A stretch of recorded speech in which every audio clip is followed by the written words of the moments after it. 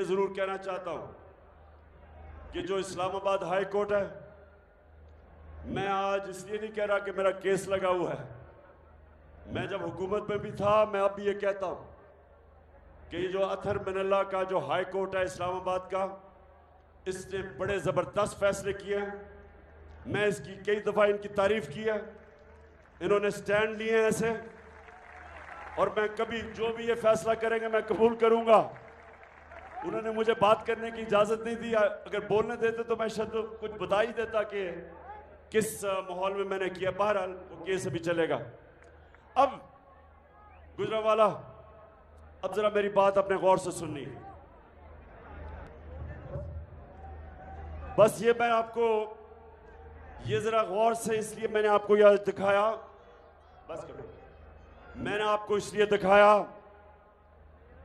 कि ये कोई दहशतगर्द नहीं था, ये कोई कातिल नहीं था, ये एक असिस्टेंट प्रोफेसर है अमेरिकी यूनिवर्सिटी के अंदर, उससे ये किया गया। इसके ऊपर मैंने रिएक्ट किया था। मैं जो मेरे ऊपर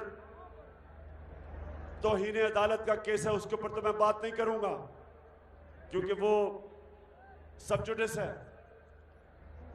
लेकिन मैं सिर्फ ये जो मेरे ऊपर दहशतगर्दी का इन्होंने पर्चा किया है, मैं उसके ऊपर ये बताना चाहता था कि क्या वजह थी कि मैंने कहा कि मैं लीगल एक्शन लूंगा।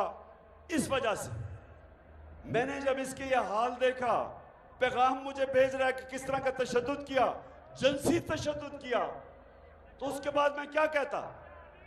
मेरा वो चीफ ऑफ स्टाफ था, क्या मैं रिएक्ट ना करता? आप मुझे बताएं, मैं रिएक्ट करता या ना करता?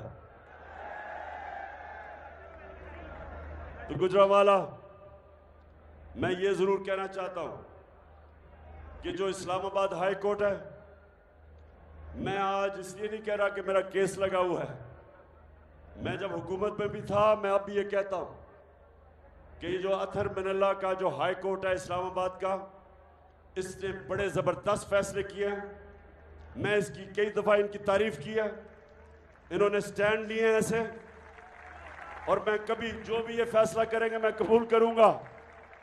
उन्होंने मुझे बात करने की इजाज़त नहीं दी। अगर बोलने देते तो मैं शायद कुछ बता ही देता कि किस माहौल में मैंने किया। बहरहाल वो केस अभी चलेगा।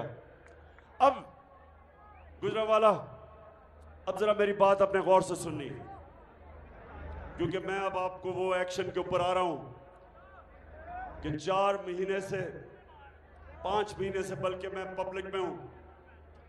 मैं तकरीबन ज्यादातर शहरों में, बड़े बड़े शहरों में जलसे कर बैठा हूं। 2-2 जलसे कर बैठा हूं। जिस तरह गुजरांवाला में ये दूसरा जलसा है। मैं सबसे पहले तो अल्लाह का शुक्र अदा करता हूं कि कभी मैंने अपनी कौम में इस तरह का शऊर नहीं देखा। कभी मैंने अपनी कौम को इस तरह इश्यूज की समझ और बेदारी नहीं देखी जो आज है मेरी कौम में। तो देखें गुजरांवाला, हमारी हुकूमत जब हटाई तो पाकिस्तान की 17 साल के बाद हमारी जो मुल्क तरक्की कर रहा था, जो हमारी दौलत में इजाफा हो रहा था, जिसको ग्रोथ रेट कहते हैं, 17 साल में वो सबसे बेहतरीन परफॉर्मेंस दिया हमारे तीसरे और चौथे साल में। हम 5.6% पे ऊपर जा रहे थे तीसरे साल, और चौथे साल 6% पे ऊपर जा रहे थे। हमारे मुल्क में जो हमारी एक्सपोर्ट्स थी, पाकिस्तान की तारीख की सबसे ज्यादा एक्सपोर्ट्स थी, यानी डॉलर, हम जो चीजें बेच रहे, सबसे ज्यादा डॉलर पाकिस्तान में आ रहा था एक्सपोर्ट से। और दूसरा, जो बैरूनी मुल्क पाकिस्तानी थे, उन्होंने हमारे पे एतमाद किया। पाकिस्तान की तारीख में सबसे ज्यादा उनका डॉलर आ रहा था, रेमिटेंसेस आ रही थी, सबसे ज्यादा टैक्स कलेक्शन थी। हमने सबसे ज्यादा पाकिस्तान की तारीख में आमदनी हमारी थी, टैक्स कलेक्शन थी। हमारी 4 जो बड़ी बड़ी फसलें थी, हमारे 2 साल में रिकॉर्ड पैदावार थी। और ये इमरान खान नहीं कह रहा, ये जो इस हुकूमत ने जो इकोनॉमिक सर्वे ऑफ पाकिस्तान, जो ये हुकूमत माइशत के ऊपर जो एक पेपर पब्लिश करती है, उसके मुताबिक ये सारी चीजें मैं आपको बता रहा हूं। जब से ये आए हैं पाकिस्तानियों, जब से ये आए हैं, सबसे पहले तो इन्होंने बिजली और पेट्रोल और डीजल की कीमत आसमानों पे चढ़ा दी। हम जब इक़्तिदार में थे,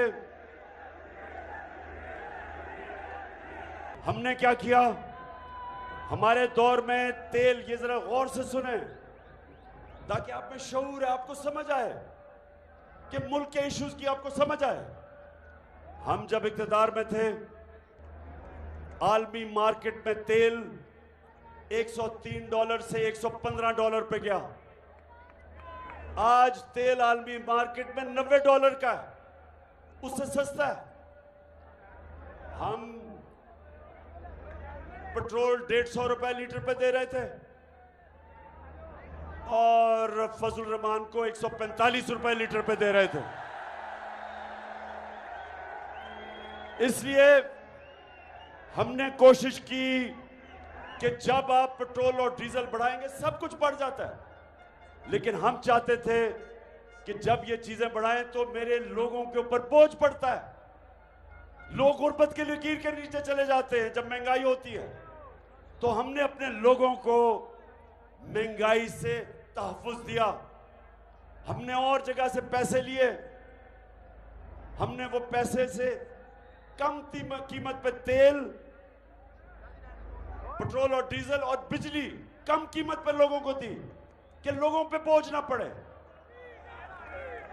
उसके अलावा हमारे दौर में रुपया 178 पे था जब ये नो कॉन्फिडेंस मोशन आई, 178 पे डॉलर था। जब से ये आए हैं डॉलर आज पहुंच गया 230 पे। इसकी वजह से मजीद महंगाई, आज पेट्रोल और डीजल 240 तक पहुंच गया। आज बिजली जो हमारे दौर में 18 रुपए यूनिट थी, आज वो 36 रुपए यूनिट कहते हैं। टैक्सेस मिला के 55 रुपए यूनिट पे बिजली मिल रही है, 3 गुना ज्यादा। सवाल ये है कि कौन सी क़यामत आई थी कि इतनी महंगाई हो गई? क्या हुआ था कि इतनी चीजें महंगी कर दी? जब इन्होंने सारी कैंपेन 3.5 साल हमारे खिलाफ सिर्फ एक चीज पे की, महंगाई। सारा वक्त महंगाई का शोर। और मैं आज वो मीडिया हाउसेस, वो सहाफी, वो लिफाफे वाले, मैं सबसे पूछता हूं कि आज आपको क्यों नहीं महंगाई नजर आ रही? आज क्यों नहीं आप लोगों के पास जाके पूछ रहे कि जी बिजली का बिल आप दे सकते हैं, या आप क्यों नहीं पूछ रहे? आटा हमारे जमाने में 50 रुपए किलो था, आज तकरीबन 100 रुपए पे पहुंच गया किलो, दुगना हो गया आटा। तो 4 महीने में कौन सी इतनी बड़ी क़यामत आई कि कीमतें आसमानों पे चली गई और मायशत तेजी से नीचे जा रही है।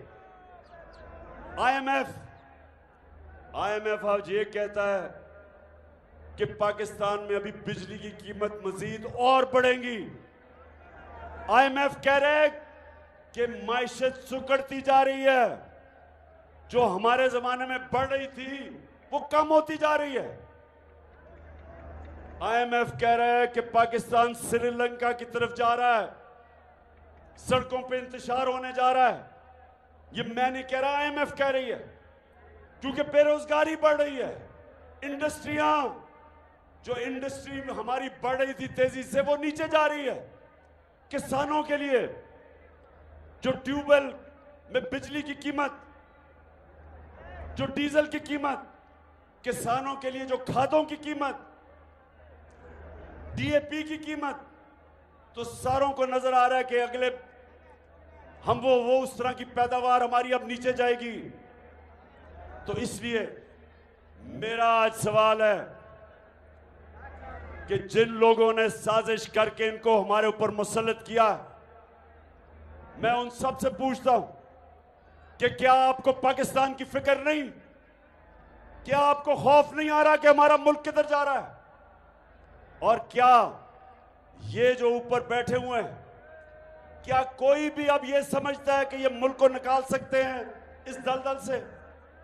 क्या कोई आप सामने समझते हैं कि वो जो शहबाज शरीफ हम इश्तिहारों के अंदर बड़ा कारनामे करता था, अरबों रुपए के इश्तिहार खर्च करके, कोई भी आप समझता है कि ये मुल्क को इस दलदल से निकाल सकते हैं?